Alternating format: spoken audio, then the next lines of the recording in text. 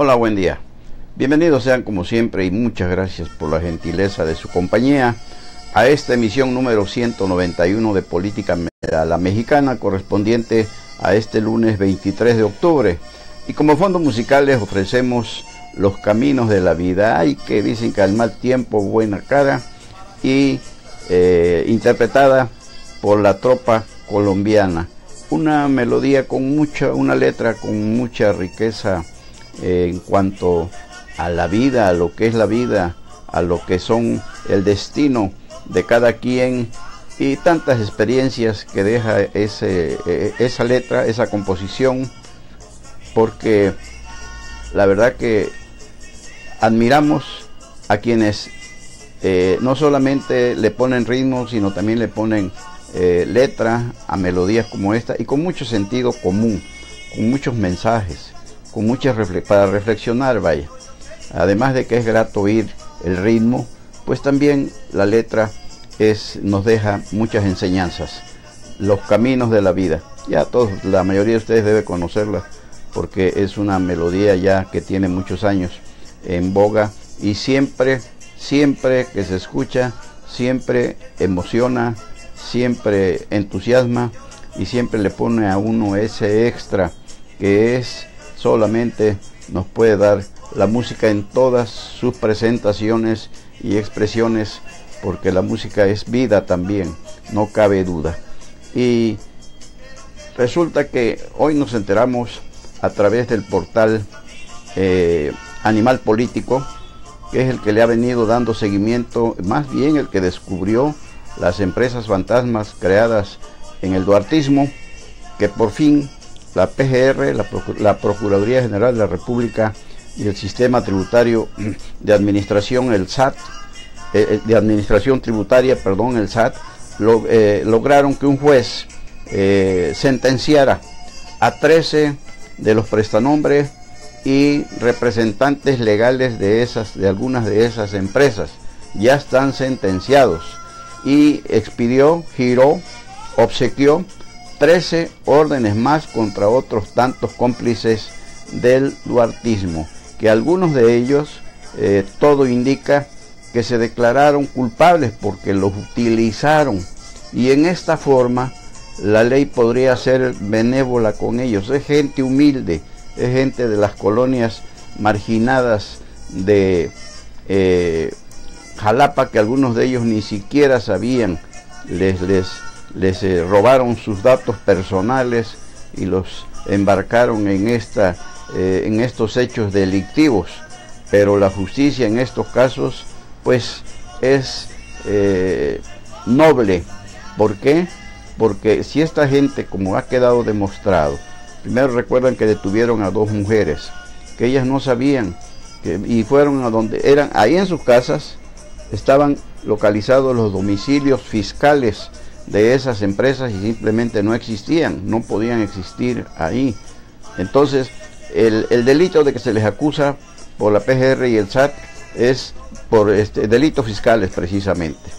Y qué bueno que siga en marcha esta situación para ir poniendo a cada quien en su lugar.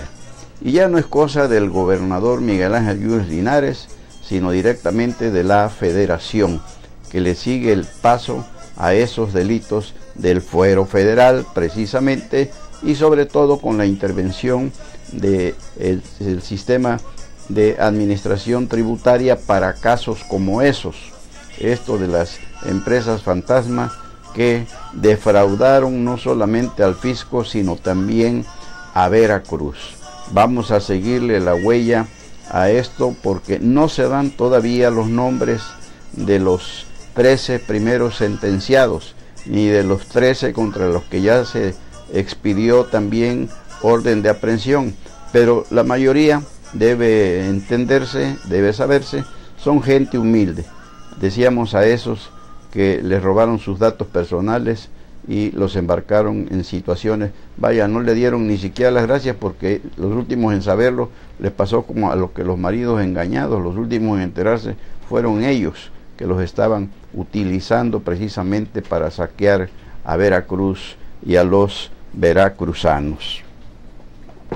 y el gobernador Miguel Ángel Yunes Linares comentó que hoy brevemente en una entrevista que le hizo la compañera Virginia Mejía de Radio Hit, que mañana tendrá una entrevista en la Ciudad de México con un empresario estadounidense que está interesado en invertir algo así como $500 millones en la zona económica especial de Coatzacoalcos. Sigue atrayendo inversionistas esta zona prodigiosa y de un futuro extraordinario, y ojalá ese empresario estadounidense en realidad pues venga, invierta y genere sobre todo bienestar con empleo bien pagado y también con trabajo tanto para la construcción de no sabemos de qué giro sería la empresa que instalaría aquí,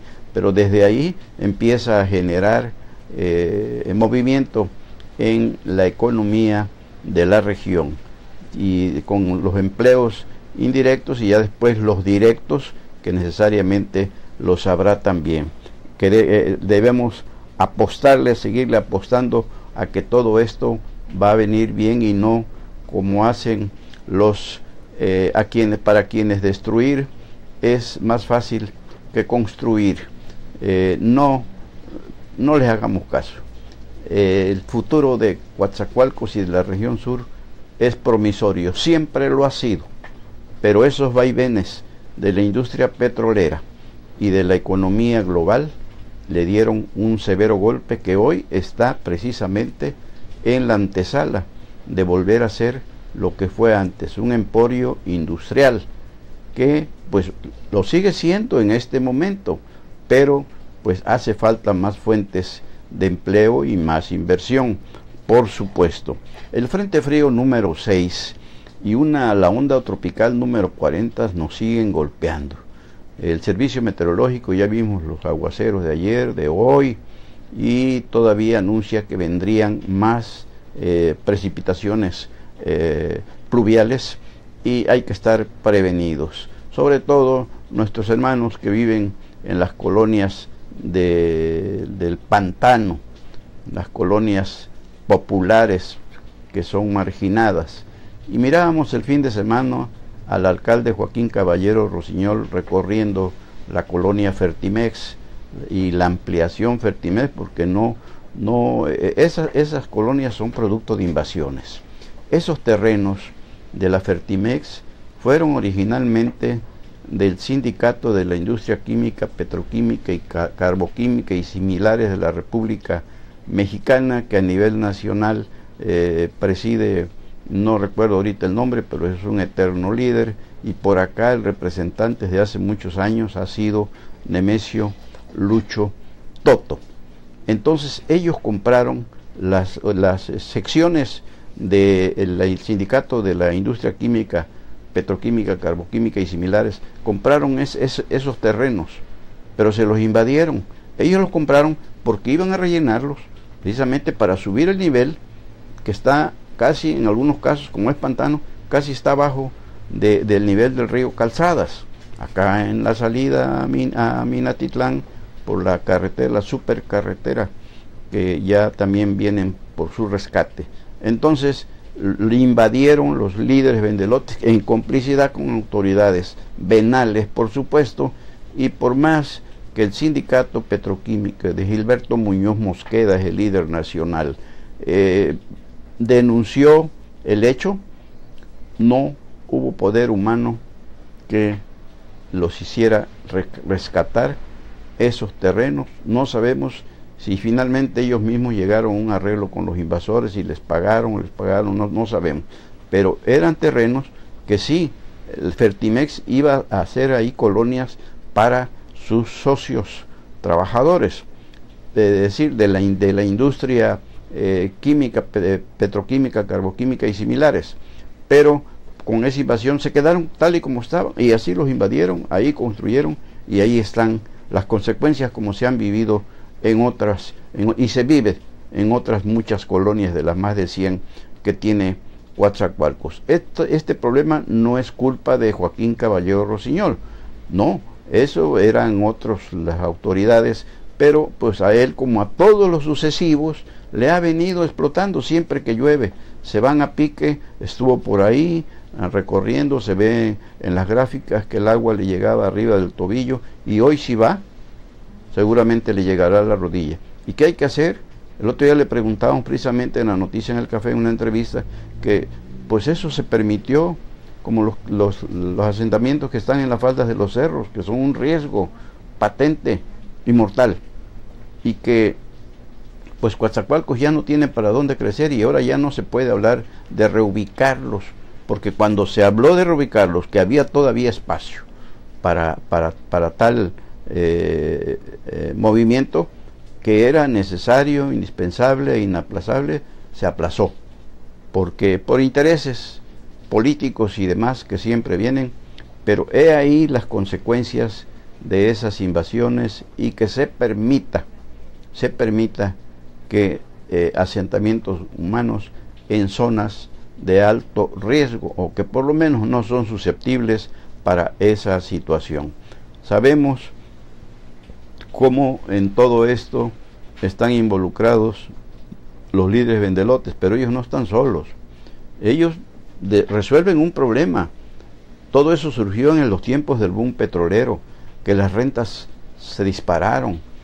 Hasta un cuartucho ya resultaba imposible pagarlo para una gente que tenía salario mínimo, porque vino la demanda y todo quedó chico aquí.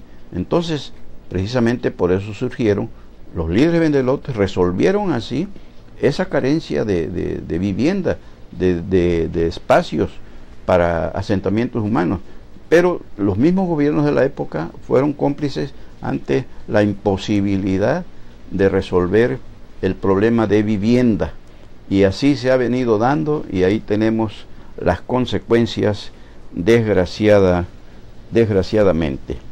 Y los informes de la diputada federal Rocío Nale García y del diputado local Amado Cruz Malpica serán al final de semana, el viernes 27, Rocío Nale García rinde su segundo informe ahí en el Parque Independencia. Va a ser prácticamente un meeting y un predestape para la senaduría.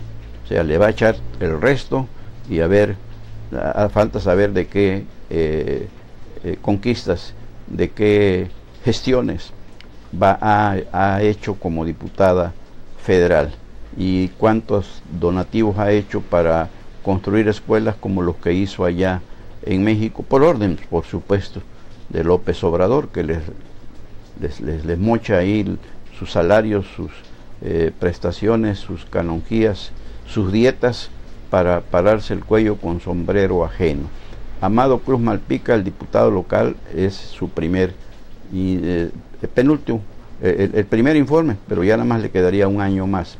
Entonces también él busca la Diputación Federal, pero su evento lo va a realizar en el Centro de Convenciones. Ahí son los dos. El de Amado es el sábado 28, y el de Rocío es el viernes 27, y por ahí estaremos, aunque no nos inviten, porque pues como periodistas tenemos la obligación y la necesidad de constatar qué pasa en esos eventos público-políticos de gente que pues son representantes populares. No pueden hacer eventos con reserva de acceso, sino simple y sencillamente abiertos, y ya les comentaremos en su oportunidad, porque es interesante. Hay cosas que a veces no trascienden, y seguramente han hecho algo más que grilla partidista, que son dos de los grandes operadores, dicen, de Andrés Manuel López Obrador en Veracruz, junto con el líder estatal de Morena, Andrés Manuel Ladrón de Guevara, Manuel Huerta Ladrón de Guevara, que en el apellido lleva la fama, y pregúntenme por qué. Y los taxistas, ya ven cómo la cuestión de la regularización, el reordenamiento de el transporte público estatal de pasajeros en su modalidad, en este caso de taxistas y urbaneros, pues tuvo una serie de situaciones total que muchos, miles no cumplieron con esa obligación de llevar a cabo esa regularización para el reordenamiento del transporte público, para que seguridad del usuario, seguridad de los mismos concesionarios y seguridad de los mismos conductores. Pues no, que era mucho dinero, le dieron 6, 7 meses de plazo para incluso pagar en abonos. No, bueno, pues ahora que resulta que tienen que pasar obligatoriamente la prueba del antidoping, ya salieron con que cuesta mucho dinero, 2 salarios mínimos cuesta, y que no tienen para pagar. ¿Usted les cree? Yo tampoco. ¿Por qué esa resistencia? Preguntamos.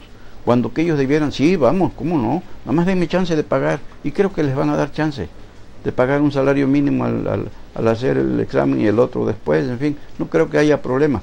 Pero hay resistencia. ¿Por qué?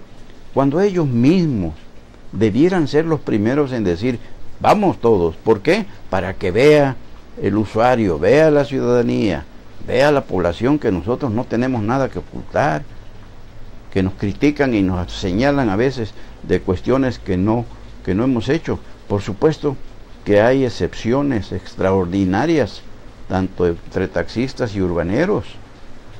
Nos consta que tenemos grandes amigos ahí, gente recta, responsable, profesional del servicio, pero otros pues andan por ahí en situaciones que vayan ustedes a saber y que nadie puede juzgarlos porque cada quien su vida, y finalmente pues cada quien escoge para qué rumbo tomar, derecho, chueco o como sea, retorcido.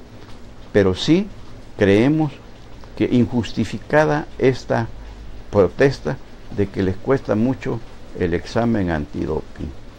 Pues tendrán que ir, porque de lo contrario tampoco van a poder subirse a conducir un taxi, tampoco un urbano.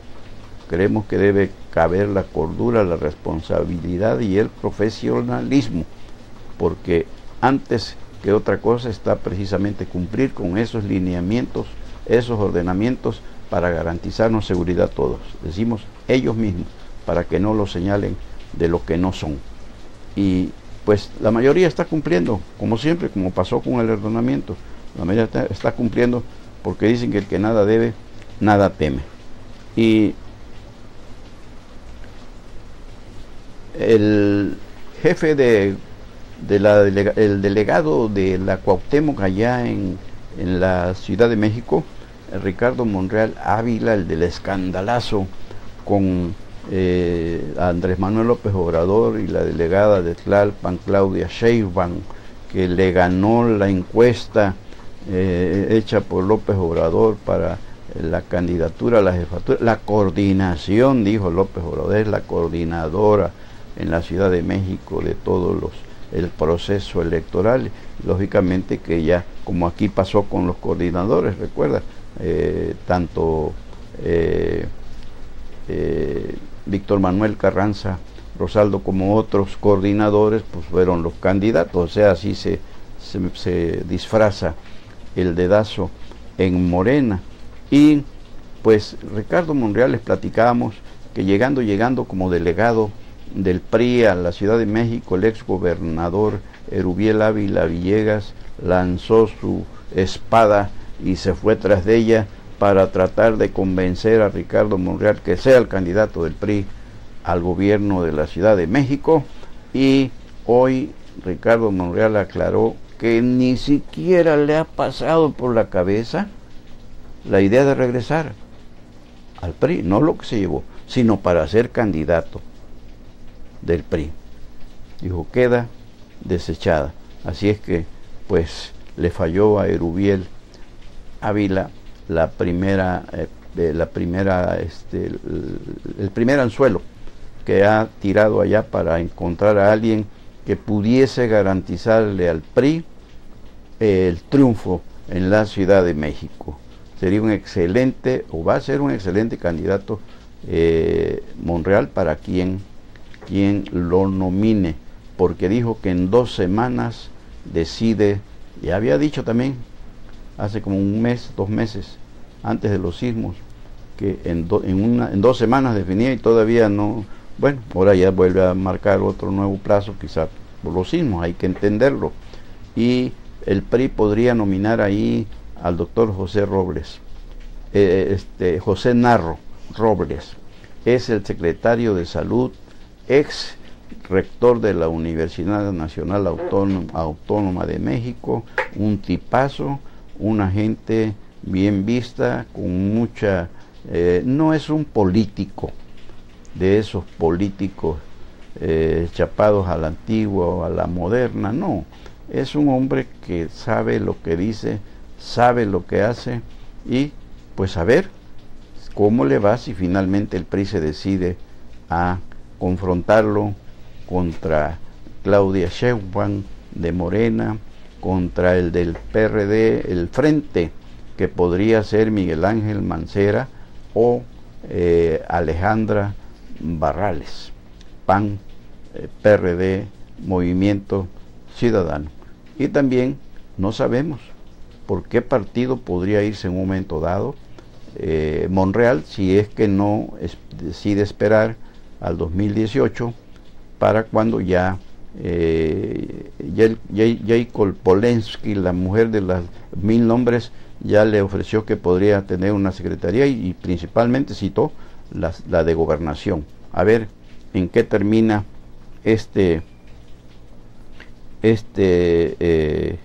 afaire de Ricardo Monreal, Morena, PRI y el Frente y todo eso, que ahorita en este momento sabemos cómo andan todos decidiendo en qué forma se van a definir las candidaturas de cada partido y ni a cuál irle, porque todos están cortados con la misma tijera, la del dedazo, llámese PRI, llámese Frente, PAN, PRD, MC, llámese Morena, porque no hay, decíamos, ni a cuál irle, porque todos cojean de la misma pata que cojea toda la partidocracia.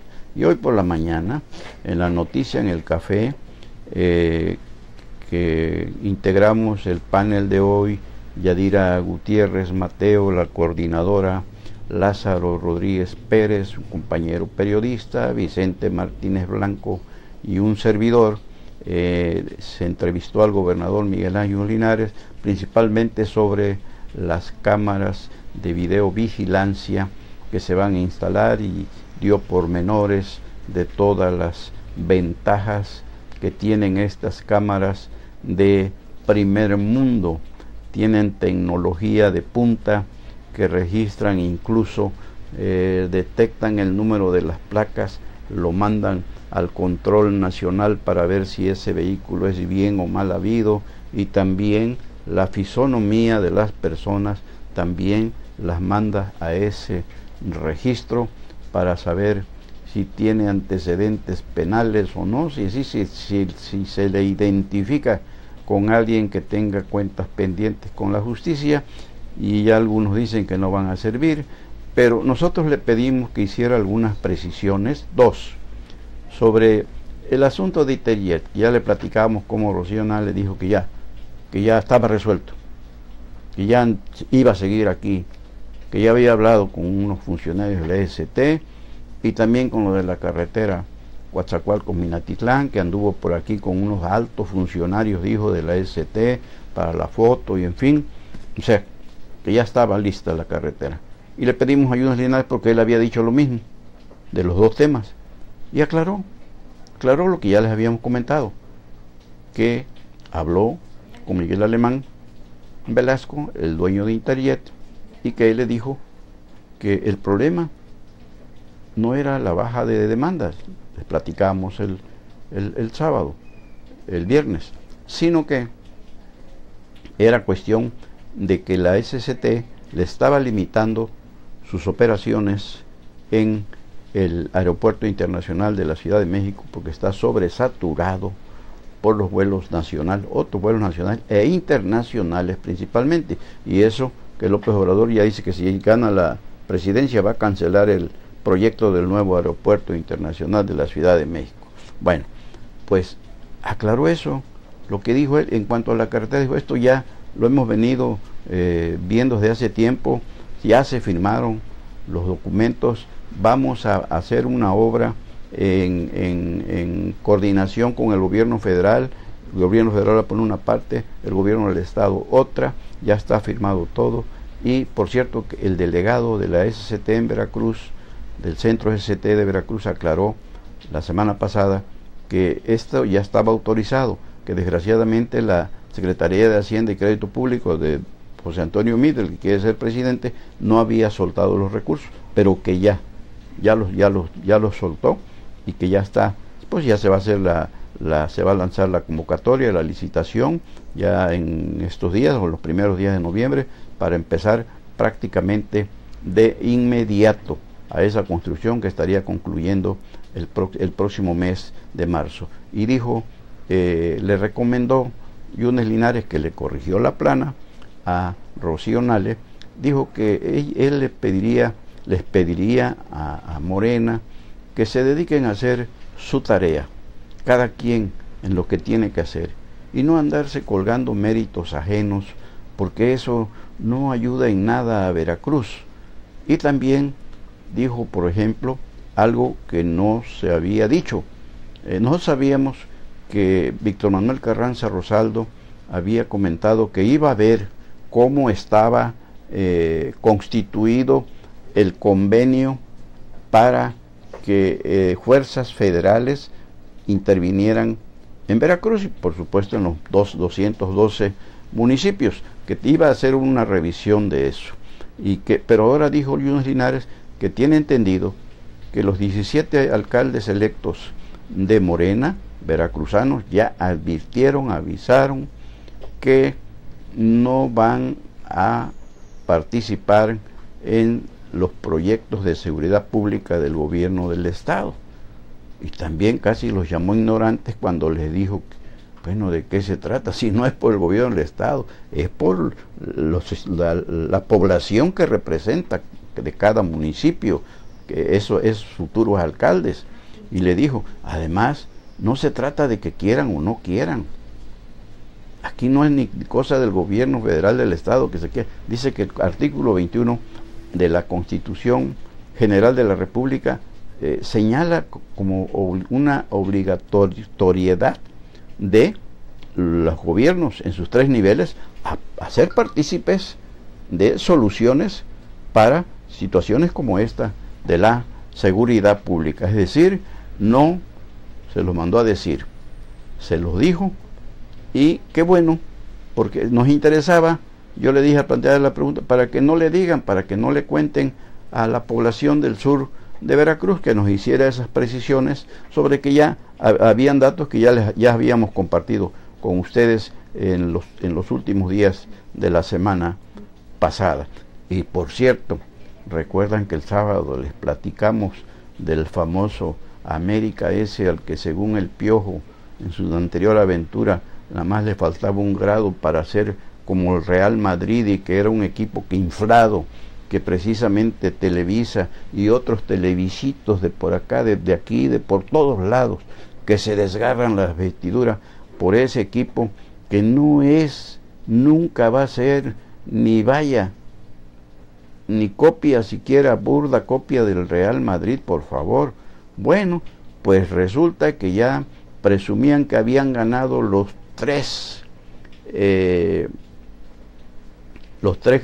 grandes compromisos futbolísticos nacionales, contra el Cruz Azul, contra los Pumas y contra el Guadalajara, porque ya acomodan, la televisión acomoda los grandes duelos donde participa el América para llevar agua al molino de la publicidad y de todo eso que se manipula, la manipulación. Bueno, pues ni bien terminábamos de decirles ese sábado, cuando horas después el Necaxa puso en su lugar a las fabulosas, monumentales, extraordinarias Águilas del América, ahí en su propia casa, donde dice que es invencible en el Azteca, y el Necaxa de Nacho Ambriz, que fue el anterior, estuvo también entre los directores técnicos que ha tenido ese equipo, y le ganaron 1-0 ahí en el Azteca a ese América que está celebrando los 101 años, porque los 100 del año pasado le fue como en feria, no ganó nada, vaya, no sacó ni para algo que los mantuviera tranquilos o con la frente en alto. Se fueron con la frente marchita, así llegaron a este otro año, el 101, y dijeron que ahora sí, casi invencibles. Dijo uno de los jugadores, les comentábamos el sábado, no sé si fue Zamudio o Aguilar, no sé quién fue, que dijo que en estos 101 años del América iban a aplastar a todos los enemigos que tuvieran enfrente, deportivamente hablando, por supuesto, pero el primer tapaboca que le dieron fue el Necaxa, y ahí en su propia casa. Pobre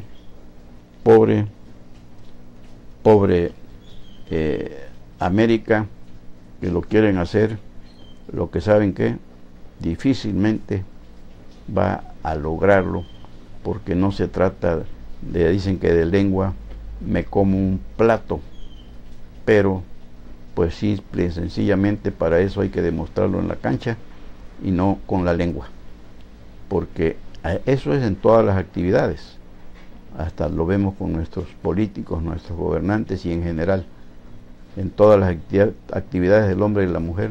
No basta con prometer.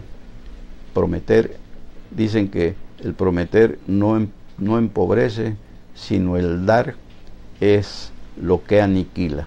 Por hoy es todo, nos despedimos con los caminos de la vida, con la tropa colombiana, y que la disfruten, porque al mal tiempo buena cara. Muchas gracias por su compañía a esta emisión número 191 de Política a la Mexicana de este 23 de octubre. Dios mediante, mañana por aquí estaremos, pero si hay algo antes, por aquí venimos a platicar con ustedes. Por hoy es todo, mil gracias nuevamente. Soy Sebejara, su servidor, Carlos Velasco Jara.